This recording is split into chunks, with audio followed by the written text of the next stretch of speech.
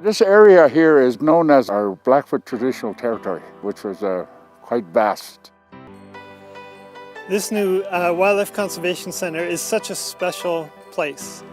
And this is a very special day because it's about new beginnings and new beginnings that are going to make a difference, taking on challenges that are out there in the world.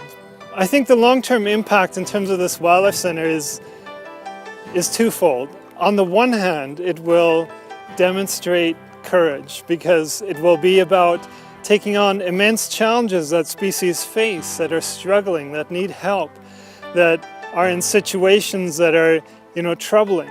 And so basically the courage will help to develop innovations to take on those challenges, to try new things, to breed species in ways that we've never done, to provide innovations in terms of how we bring them back into the wild and how we improve those conditions in the wild to once again have healthy and thriving populations. The zoo's role has evolved dramatically in the last decades. And the Calgary Zoo have decided to invest in the science of translocation and community-based conservation.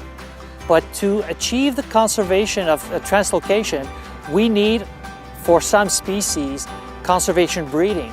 So this space will give the ability of the zoo to walk the talk.